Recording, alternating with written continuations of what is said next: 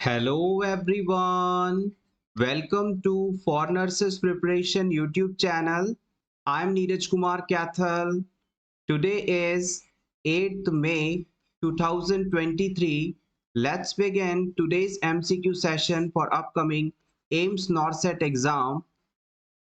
Our first question is common hallucination during delirium or dementia condition is अगर किसी व्यक्ति को डेलीरियम या डिमेंशिया जैसी कंडीशन है तो उसमें सबसे ज्यादा किस प्रकार के हेल्यूसिनेशंस पाए जाएंगे। डेलीरियम शब्द का मतलब होता है क्लाउडिंग ऑफ कॉन्शियसनेस, यानी पर्सन पूरी तरह से कॉन्शियस नहीं है। और डिमेंशिया शब्द का मतलब होता है लेस ऑफ मेमोरी।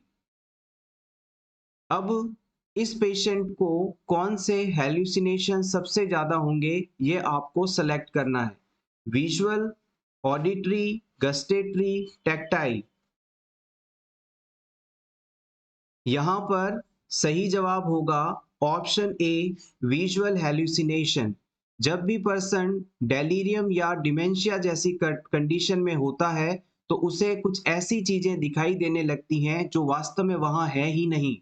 इस चीज को ही हम हेल्यूसिनेशन या विजुअल हेल्यूसिनेशन के नाम से जानते हैं। हेल्यूसिनेशन का मतलब है किसी पर्सन के द्वारा फॉल्सली एब्सेंट स्टिमुलाई को परसीव करना।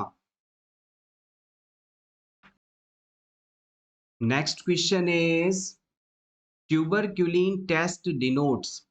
इनमें से ट्यूबरक्यूलिन टेस्ट किसके बारे में बताता है? प्रीवियस और present sensitivity to tubercle proteins. Option B, patient is resistant to tuberculosis. Option C, screening test for tuberculosis. Option D, protective immune status for individual against tuberculosis. थोड़ा इजी कर देते हैं इसे। ट्यूबरक्यूलिन टेस्ट जो है Mantoux test के नाम से भी जाना जाता है। इसे आप मॉन्टेक्स टेस्ट का नाम भी दे सकते हैं, या फिर कई बार इसे मेंडल मॉन्टेक्स टेस्ट भी कहा जाता है। और ये टेस्ट जो है ट्यूबरक्यूलोसिस डिजीज को स्क्रीन करने के लिए इस्तेमाल किया जाता है। यानी किसी पर्सन के अंदर ट्यूबरक्यूलोसिस हो सकता है, इस चीज को पता करने के लिए ये टेस्ट करवाया जाता है। वॉन पिरक्विट के द्वारा इस टेस्ट को दिया गया था। नेक्स्ट हम बात करेंगे पैरालिसिस से रिलेटेड कुछ टर्म्स की। पैराप्लेजिया का मतलब होता है फुल और partial paralysis of lower half of body, यानी पैरों में पैरालिसिस होना पैराप्लेजिया के नाम से जाना जाता है। नेक्स्ट टर्म है quadriplegia, sometimes called tetraplegia, paralysis of both legs and both arms. अगर किसी क्लाइंट के हाथ पैर दोनों मिलाकर सिर्फ पैरालाइज्ड होते हैं, मिडिल बॉडी एक्टिव रहती है, तो इसे हम टेट्राप्लेजिया या क्वाड्रिप्लेजिया के नाम से जानते हैं। दोनों हाथों का, दोनों पैरों का पैरालाइसिस हो जाना क्वाड्रिप्लेजिया या टेट्राप्लेजिया के नाम से जाना जाता है। एक वर्ड होता है हेमीप्लेजिया। हेमीप्लेजिया का मतलब होता है हाफ बॉडी का पैरालाइसिस, यानी शरीर का आधा भाग पैरालाइज्ड है, आधा भाग वर्किंग है। Next question is which of the following is the responsibility of the nurse to perform before rigor mortis occurs? किसी पर्सन जिसकी डेथ हो चुकी है, डेथ के बाद इस पर्सन की बॉडी में जो स्टिफनेस आती है, टाइटनेस आती है, अकड़न आती है, राइगर मोर्टिस कंडीशन आती है, इससे पहले नर्स की क्या रिस्पॉन्सिबिलिटी होती है? मान लीजिए हॉस्पिटल में किसी क्लाइंट की डेथ हो गई, डेथ के बाद पेशेंट की बॉडी में स्टिफनेस आने से पहले, राइगर मोर्टिस होने से पहले, अकड़न आने से पहले एज अ नर्स आप क्या करेंगे? Option A, provide a complete bath, इसे पूरा बात करवाएंगे। Option B, place one pillow under the body's head and shoulder. इस डेड बॉडी के हेड और शोल्डर के नीचे एक पिलो रखेंगे। Option C, change body's clothing, हम डेड बॉडी के कपड़े चेंज करेंगे। Option D, allow the body to relax normally, हम क्लाइंट की बॉडी को रिलैक्स होने के लिए छोड़ देंगे।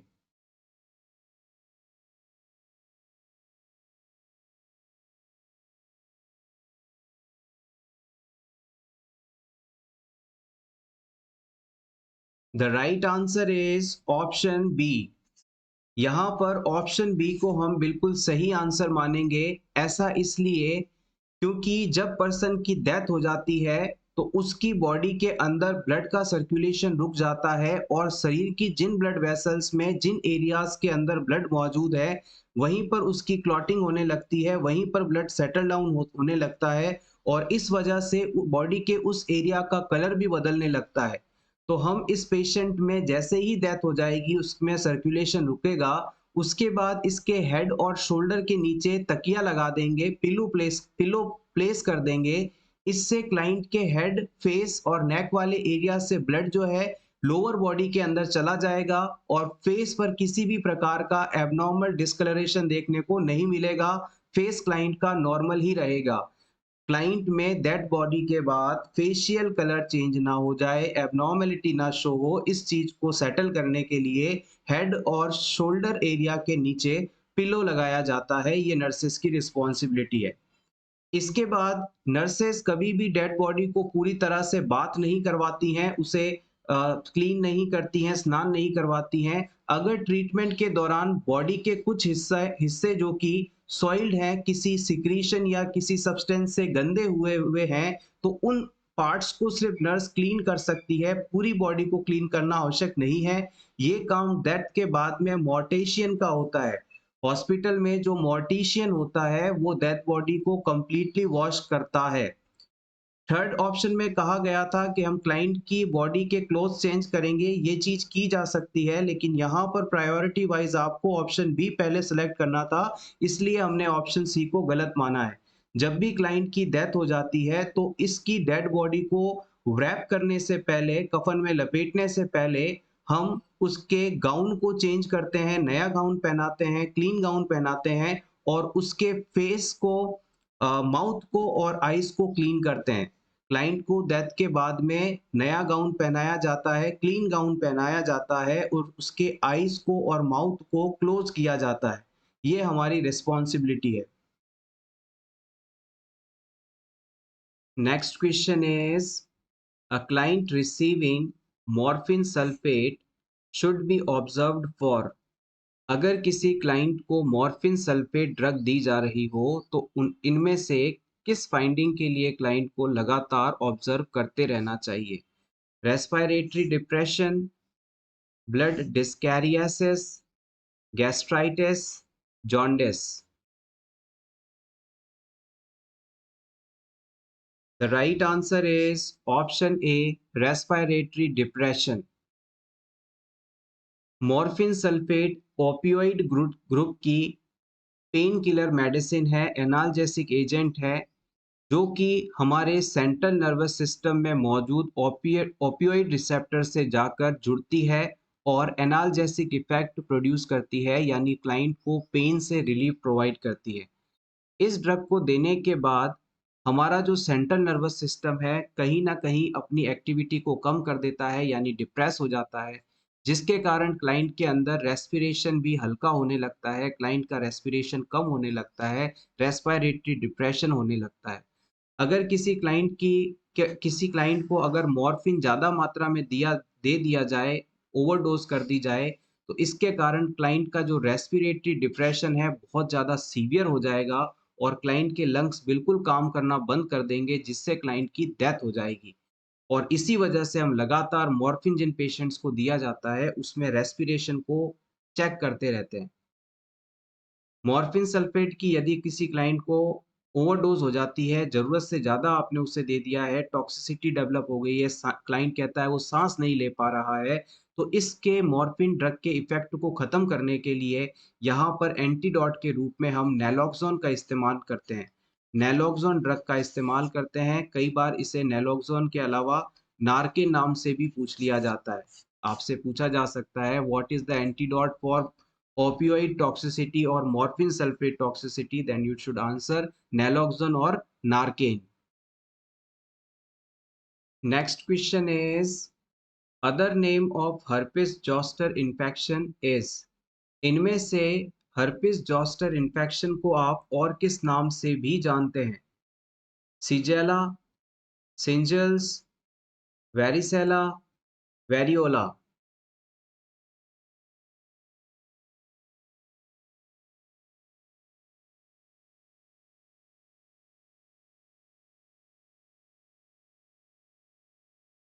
The right answer is option B.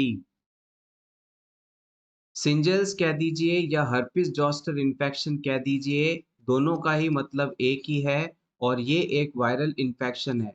इसके होने पर पर्सन की बॉडी के अंदर पेनफुल रैशेस डेवलप होते हैं और ब्लिस्टर्स डेवलप हो जाते हैं। क्लाइंट की बॉडी में हर्पिस जोस्टर या सिंजल्स इन्फेक्शन होने पर पेनफुल ब्लिस्टर एंड रैशेस देखने को मिलते हैं। Next question is causes of delirium are, इनमें से डेलीरियम कंडीशन का क्या कारण होता है? Head trauma, infection, metabolic disorders या फिर ये सभी?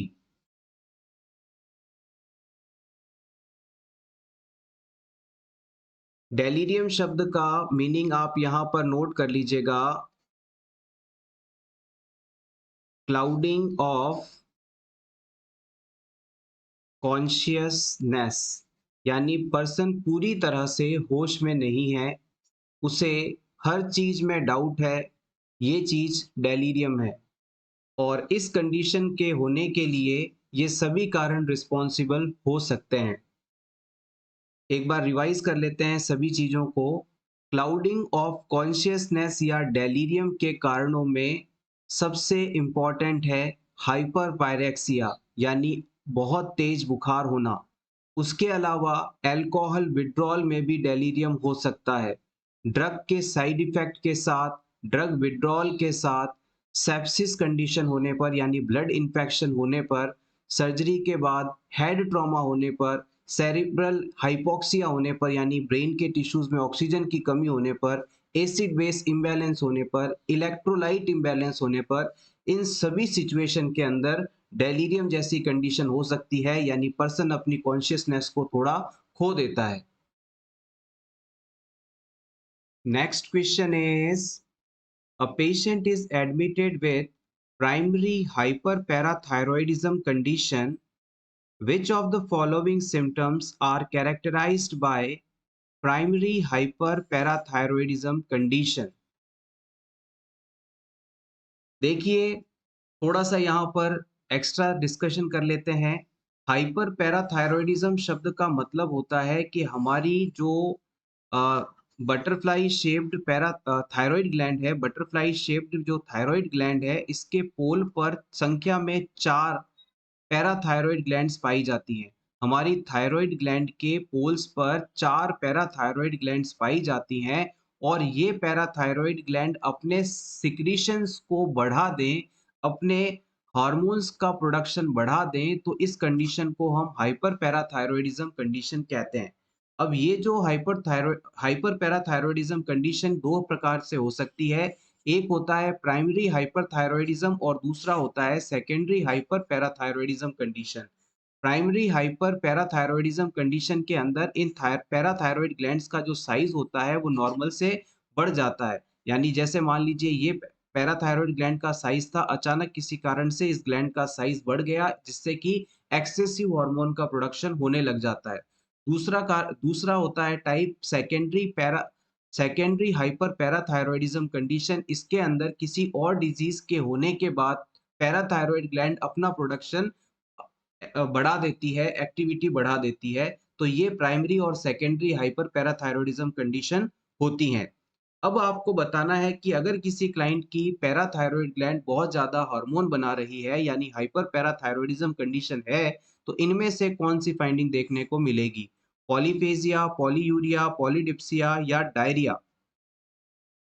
आप इस बात को अच्छी तरह से जानते हैं कि जब हमारे शरीर के अंदर पैराथायरॉइड ग्लैंड ज़्यादा संख्या में हार्मोन्स का सिक्रीशन करने लगती है, तो इससे हमारे ब्लड के अंदर कैल्शियम की मात्रा बढ़ जाती है। देखिए, 2 हार्मोन्स हैं, कैल्सिटोनिन और पैराथायरॉइड हार्मोन। जब ब्लड के अंदर कैल्शियम की मात्रा बढ़ने लगती है, तो थायरॉइड ग्लैंड कैल्सिटोनिन हार्मोन का सिक्रीशन करती है और ब्लड में मौजूद इस एक्स्ट्रा कैल्शियम को यहाँ से निकाल कर बोन को दे देते हैं और बोन इसे अपने अंदर स्टोर करके मजबूत हो जाती है। अब पैराथायरॉइड ग्लैंड अगर ज़्यादा एक्टिवेट हो जाए, तो ये क्या करेगी? बोन के अंदर जितना भी एक्स्ट्रा कैल्शियम मौजूद है, वहाँ से कैल्शियम निकाल कर स्क्रैच करके ब्लड को दे देगी। इससे ब्लड के अंदर कैल्शियम का लेवल बढ़ने लग जाएगा। अब आप बताइए कि ब्लड में यदि कैल्शियम का लेवल बढ़ रहा है, तो कौन-सी फाइंडिंग हो सकती है? Polyphagia, polyuria, polydipsia, diarrhoea. यहाँ पर सही आंसर होगा ऑप्शन बी पॉलीयूरिया।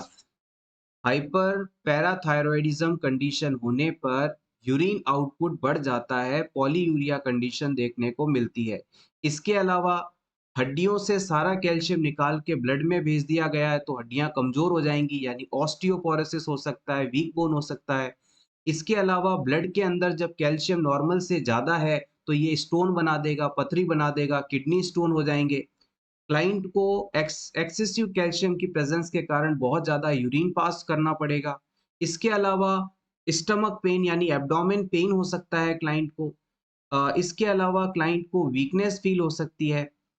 डिप्रेशन हो सकता है क्लाइंट को, जॉइंट पेन हो सकता है, नौजिया वॉमिटिंग हो सकता है, लॉस ऑफ एपेटाइट हो सकता है। ये सभी फाइंडिंग्स यहाँ से इम्पोर्टेंट है। इस नॉर्सेट एग्जाम जो कि 3 जून को होने वाला है, उसके लिए आप एंडोक्राइन सिस्टम के सभी ग्लैंड्स को, इनके हार्मोन के प्रोडक्शन लेवल को, कहाँ से प्रोड्यूस होता है, इससे क्या काम होते हैं, इसकी कमी और अधिकता होने पर क्या डिजीज कंडीशन हो सकती है, इन सभी पॉइंट्स को जरूर पढ़ लें। ग्लैंड से काफी सारे क्वेश्चन पूछे जाते हैं। एंडोक्राइन सिस्टम एमएसएन का बहुत ही इंपॉर्टेंट चैप्टर है। Next question is what does the nurse determine is most likely cause of renal calculi in client with paraplegia। अगर किसी क्लाइंट को पैराप्लेजिया जैसी कंडीशन है, यानी उसके पैरों में पैरालिसिस है, पैराप्लेजिया का मतलब हो गया लोअर लिम्ब या लोअर बॉडी पैरालिसिस। अगर किसी क्लाइंट को लोअर लिम्ब में पैरालिसिस है और इस कंडीशन में रीनल कैल्कुलाई डेवलप हो जाते हैं, किडनी में पथरी बन जाती है, रीनल स्टोन हो जाते हैं, तो ये किस वजह से हुआ है, इस कारण को आपको बताना है। हाई फ्लूइड इनटेक के कारण, इंक्रीज इनटेक ऑफ कैल्शियम के कारण, इनएडिक्वेट किडनी फंक्शन के कारण या एक्सेलरेटेड बोन डीमिनरलाइजेशन के कारण। Important question for upcoming AIIMS नॉर्सेट exam.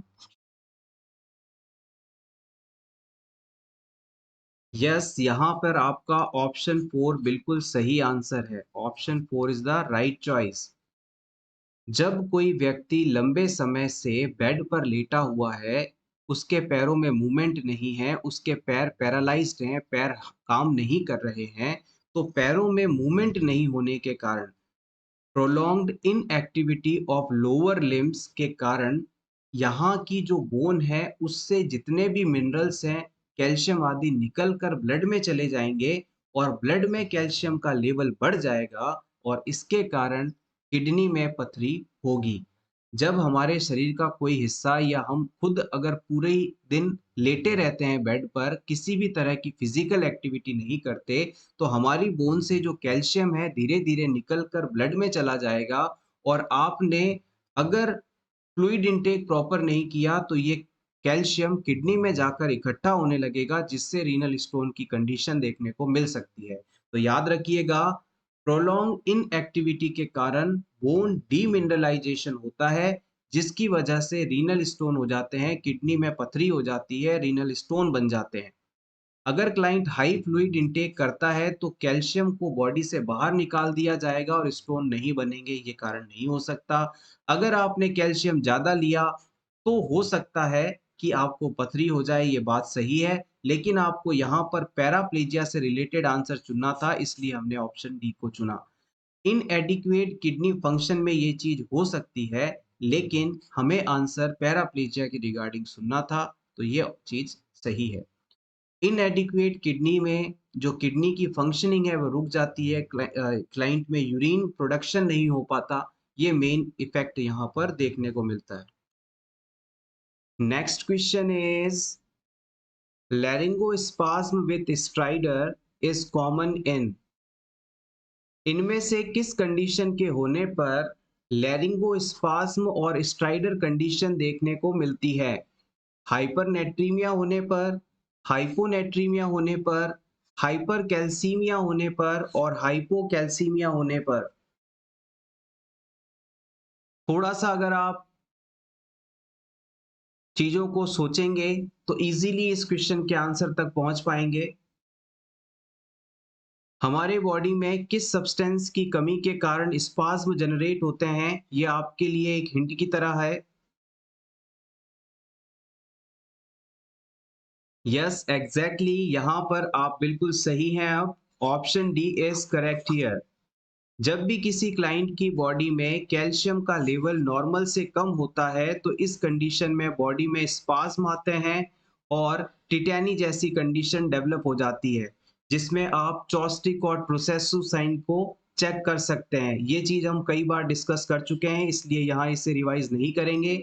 अब ये सेम स्पाज्म अगर क्लाइंट के लैरिंग्स में आने लगे तो इसे आप लैरिंगो स्पाज्म कहेंगे। अगर क्लाइंट की वोकल कॉर्ड या लैरिंग्स के अंदर स्पाज्म आने लगे जिसकी वजह से पेशेंट बोल नहीं पाए, उसे सांस लेने में तकलीफ होने लगे, डिस्पनिया होने लगे, तो ये लैरिंगो स्पाज्म है और ये बहुत ही डेंजरस कंडीशन है।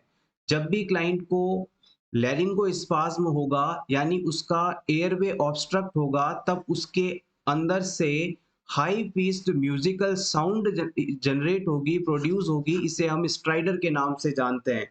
अब इस पूरी सिचुएशन को एक साथ समझिएगा।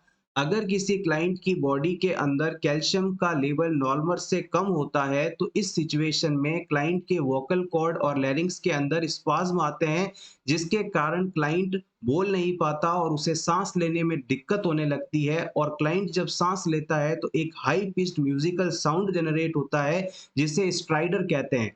कई बार ये कंडीशन टेम्परेरी होती है तो फिर हम इसे नॉर्मल मानकर ट्रीट कर सकते हैं, कैल्शियम सप्लीमेंट देकर ट्रीट कर सकते हैं, लेकिन अगर आपने इसमें स्टेप नहीं लिया, इस कंडीशन को रिजॉल्व नहीं किया और स्पाज्म लैरिंग्स में लगातार आते रहे तो थोड़ी देर में क्लाइंट का रेस्पिरेटरी ट्रैक्ट पूरी तरह से ऑब्स्ट्रक्ट हो जाएगा और क्लाइंट की डेथ हो जाएगी due to lack of breathing.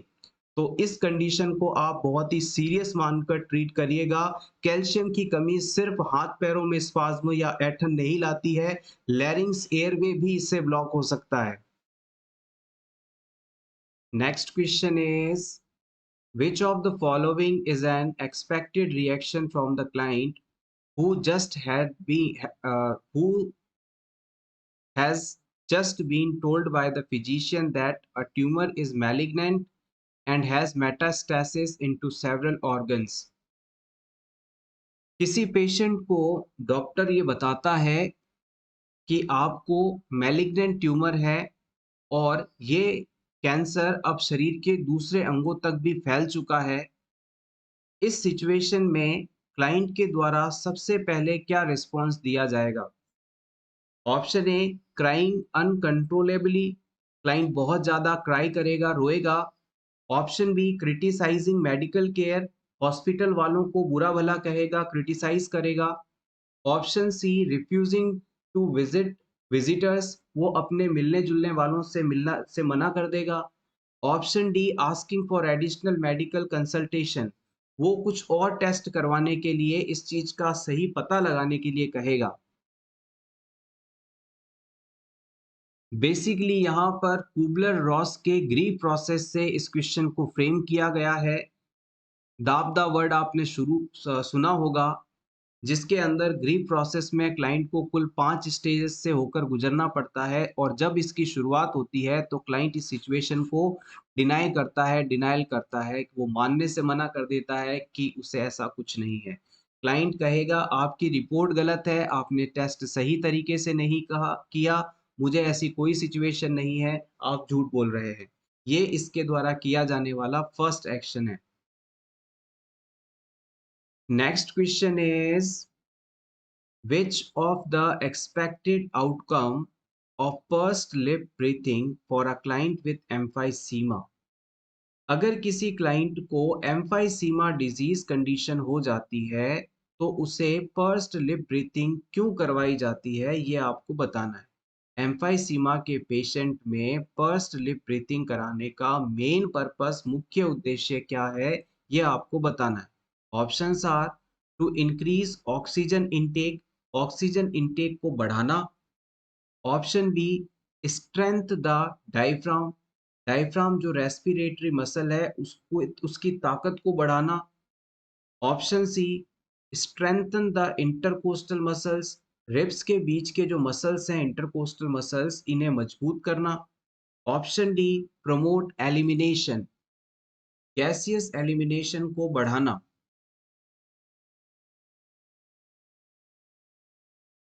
सबसे पहले हम बात करते हैं कि ये यहाँ पर जो टर्म यूज़ की गई है, पर्स्ड लिप ब्रीथिंग, ये एग्ज़ैक्टली होता क्या है? मैं इसे बिल्कुल सिंपल शब्दों में आपके सामने रखूँगा, क्विकली आप समझ भी जाएँगे। जब आप किसी पेशेंट को गर्म खाना ठंडा करने के लिए फूँक मारते हुए देखते हैं, अपने होठों को गोल करके आगे की तरफ बाहर निकाल कर खाने या चाय को ठंडा करने के लिए फूँक मारते देखते हैं, ऐसा ही कुछ पर्स्ड लिप ब्रीथिंग कहलाता है। अब थोड़ा स्पेसिफिक आते हैं।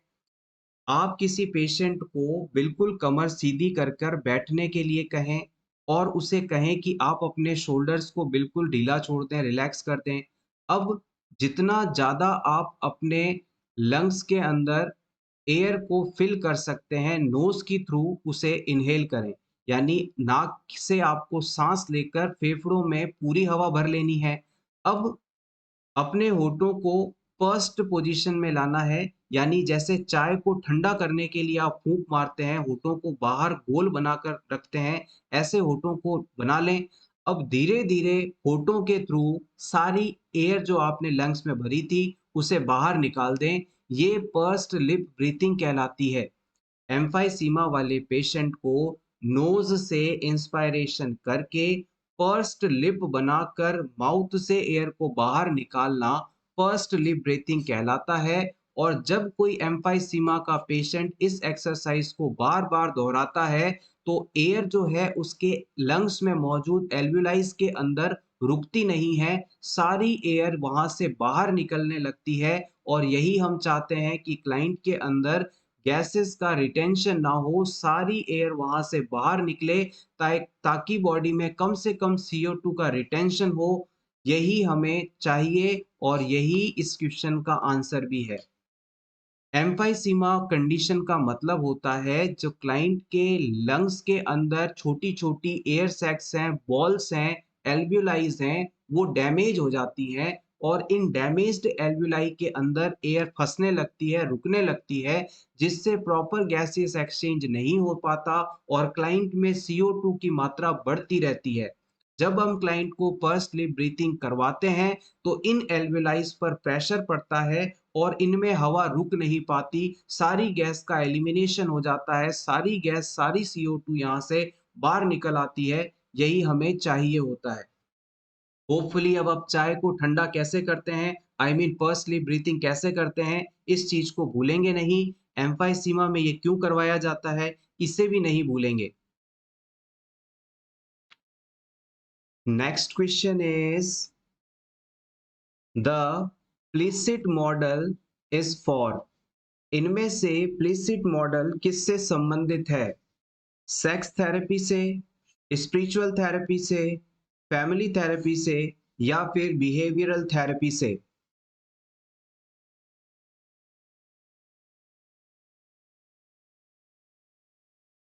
सबसे पहले तो बात करते हैं कि प्लिसिट मॉडल का फुल फॉर्म होता क्या है। आप चाहें तो नोट कर सकते हैं। Permission limited information, permission limited information specific suggestion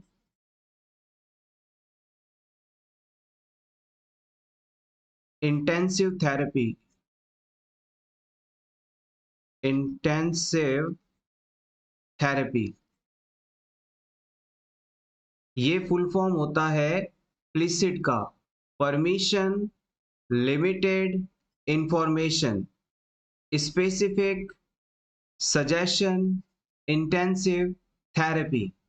और ये जो मॉडल था, इसे एनॉन के द्वारा दिया गया था 1976 में। और ये किसी भी पर्सन के अंदर सेक्सुअल फंक्शनिंग के असेसमेंट के लिए इस्तेमाल किया जाता है। यानी कि किसी भी क्लाइंट के अंदर सेक्स थेरेपी देने के लिए प्लीसिट मॉडल का इस्तेमाल किया जाता है। Permission limited information specific suggestion intensive therapy. आप चाहें तो अपने रिवीजन के लिए इसका स्क्रीनशॉट ले सकते हैं, इंपॉर्टेंट है। Next question is, after the fertilized ovum has implanted itself into the endometrium, it is known as। Uterus की सबसे अंदर वाली लेयर, जिसे आप एंडोमेट्रियम के नाम से जानते हैं, इस लेयर में जब फर्टिलाइज्ड ओवम इम्प्लांट हो जाता है, जाइगोट आकर एक जगह चिपक जाता है, तब इस एंडोमेट्रियम लेयर को आप क्या कहते हैं? इम्प्लांटेशन के बाद यूट्रस की सबसे अंदर वाली लेयर एंडोमेट्रियम किस नाम से जानी जाती है? पेरीमेट्रियम, डेसिडुआ, मायोमेट्रियम या फिर ये सभी?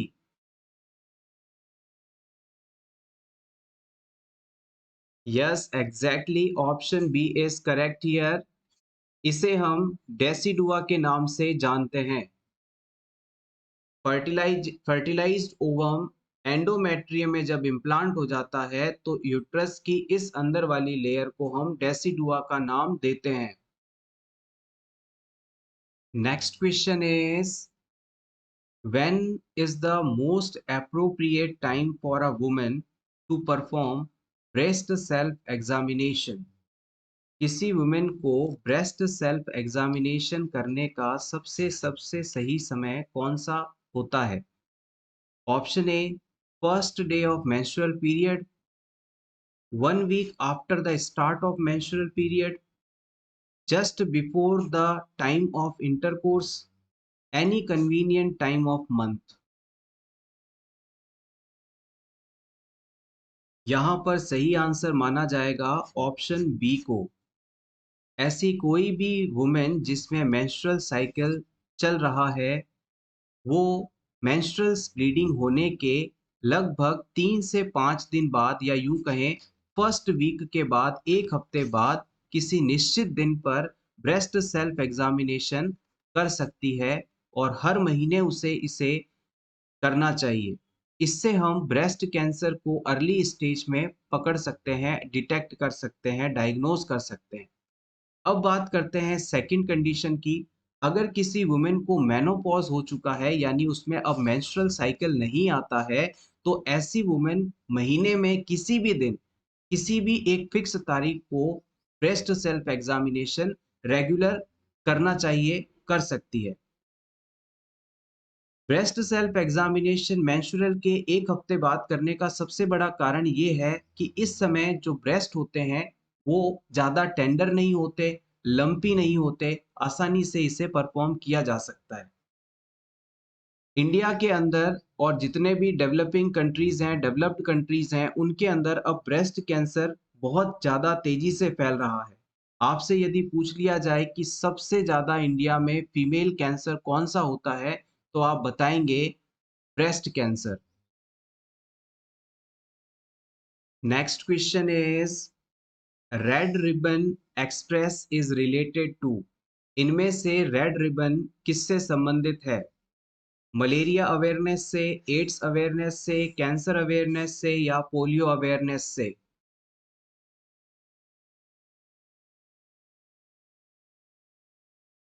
The right answer is option B. अगर आप रेड रिबन को वियर करते हैं तो इसका मतलब होता है आप उन सभी लोगों को सपोर्ट कर रहे हैं, अवेयर कर रहे हैं जो कि एचआईवी डिजीज से सफरिंग है, एड्स डिजीज से सफरिंग है। Next question is which of the following hormones is secreted by anterior pituitary gland? इनमें से कौन सा हार्मोन एंटीरियर पिट्यूटरी ग्लैंड द्वारा सिक्रीट किया जाता है? प्रोलैक्टिन, टीएसएच, जीएच या फिर ये सभी?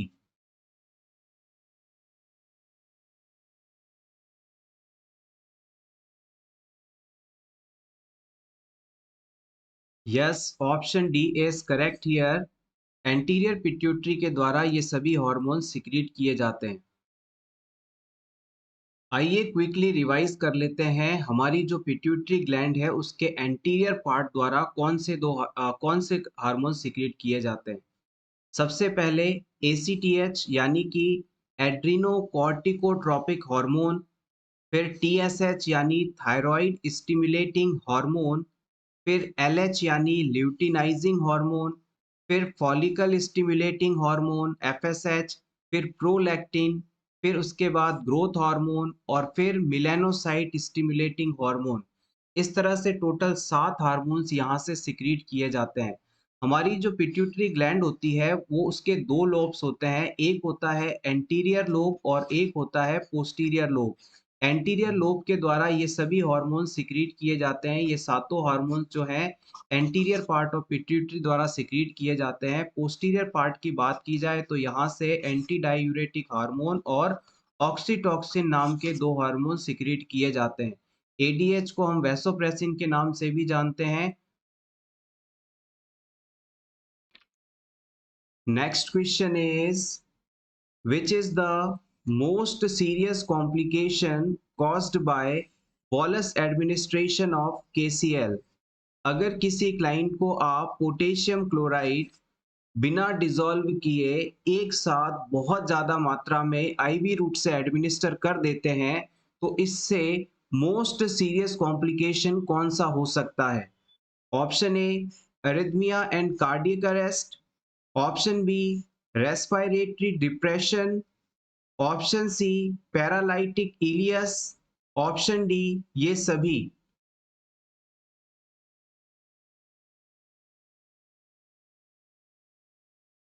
Important question.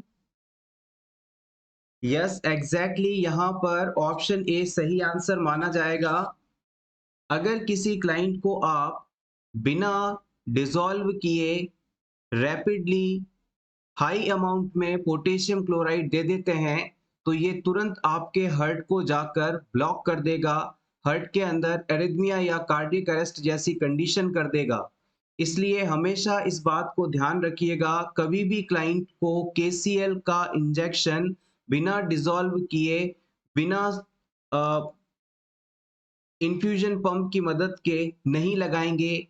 बहुत ही इसे स्लो पुश करना होता है, बहुत धीरे-धीरे बॉडी में एडमिनिस्टर करना होता है, अदरवाइज़ ये हार्ट की एक्टिविटी को ब्लॉक कर सकता है और कुछ ही सेकंड में पर्सन की डेथ हो जाएगी।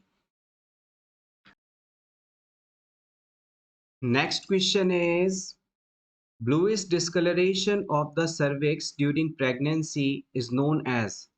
प्रेगनेंसी के दौरान अगर सर्विक्स का कलर नीला हो जाता है तो ये किस साइन के रूप में जाना जाता है? जैकवेमर, hugger, Chadwick, गुडेल?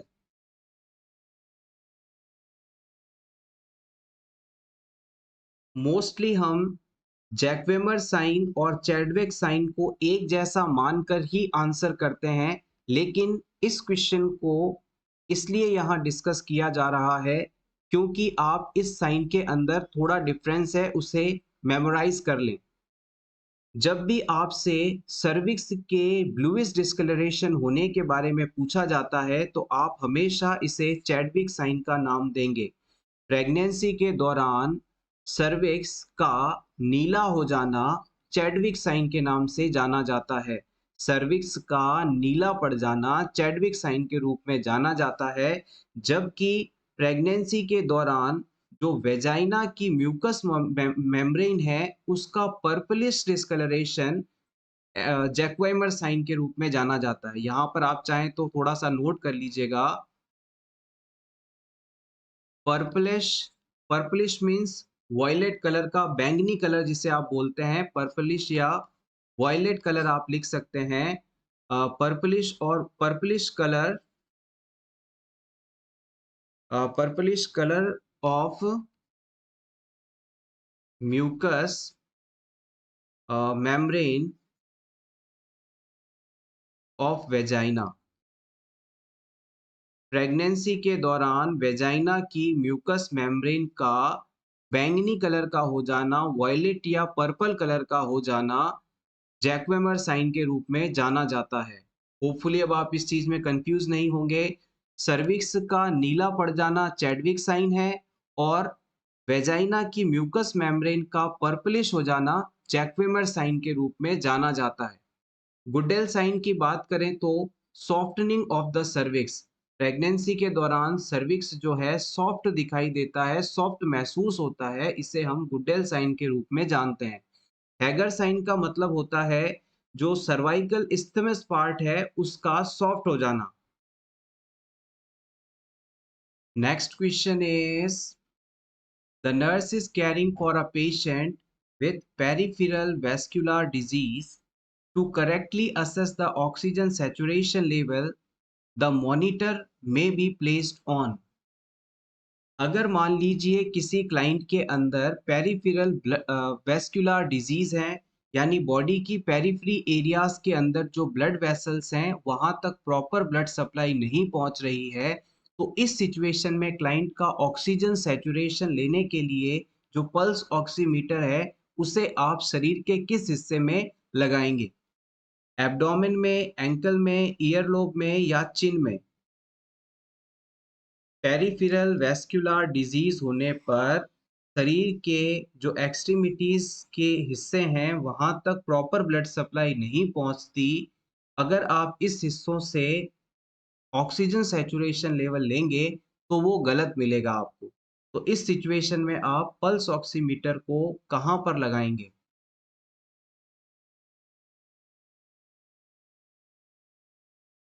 Right answer is option C, earlobe पर। हम पेरिफेरल वैस्कुलर डिजीज वाले पेशेंट में पल्स ऑक्सीमीटर को उसके ईयर लोब पर लगाकर ऑक्सीजन सैचुरेशन मॉनिटर कर सकते हैं।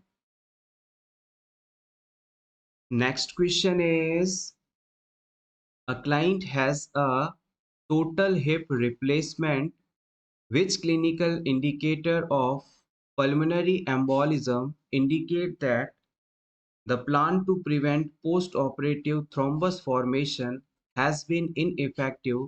Select all that may apply. किसी पेशेंट को आपने टोटल हिप रिप्लेसमेंट सर्जरी करवाई।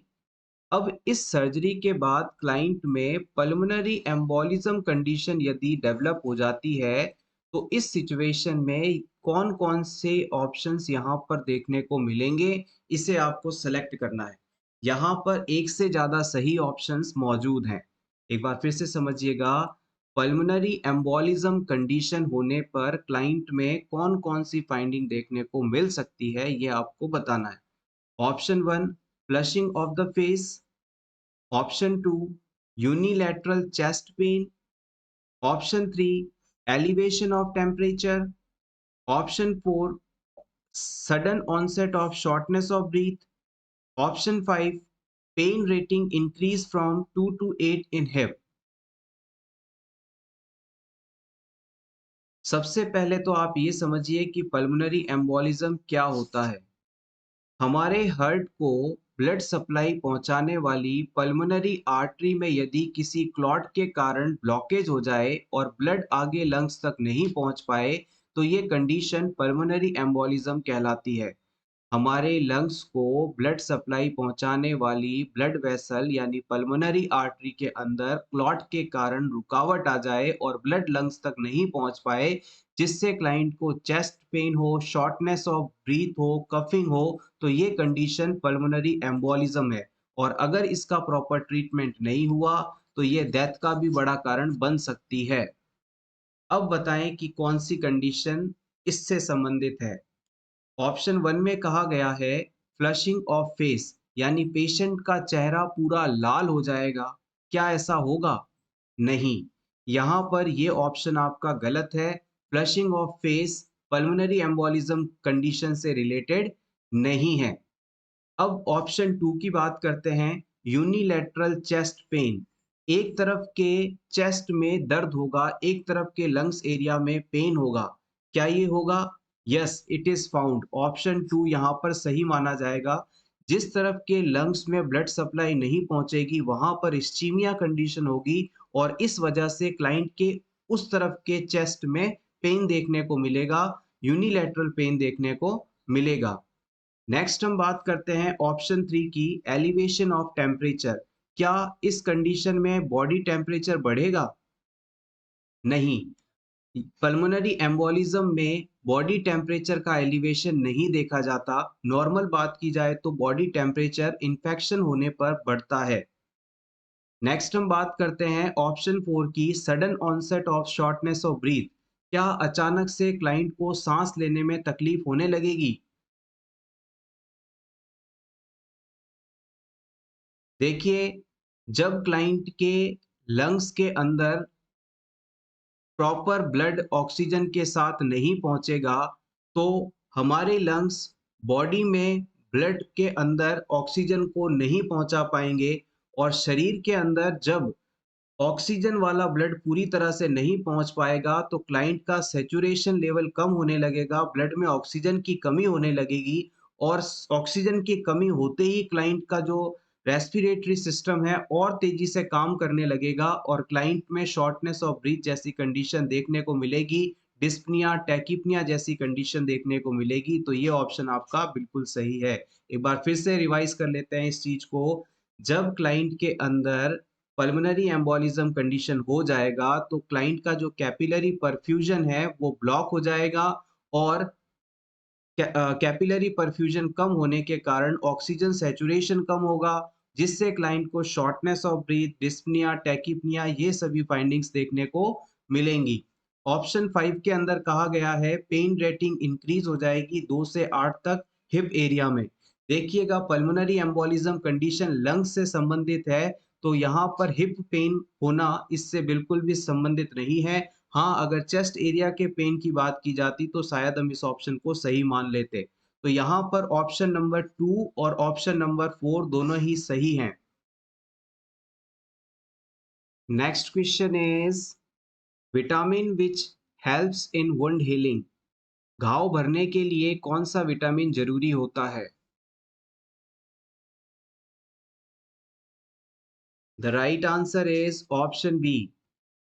विटामिन सी को हम एस्कॉर्बिक एसिड के नाम से जानते हैं, जो कि हमें खट्टे फलों से मिलता है, ऑरेंज, लेमन, आंवला आदि से मिलता है और ये हमारी बॉडी के अंदर वुंड हीलिंग और आयरन एब्जॉर्प्शन के लिए इसेंशियल माना जाता है। विटामिन ए जिसे रेटिनॉल कहते हैं, ये आइज़ की हेल्थ को बेहतर रखता है। विटामिन ई को हम एंटी स्टेरिलिटी विटामिन के नाम से जानते हैं, यानी ये रिप्रोडक्शन की पावर को बेहतर बनाता है।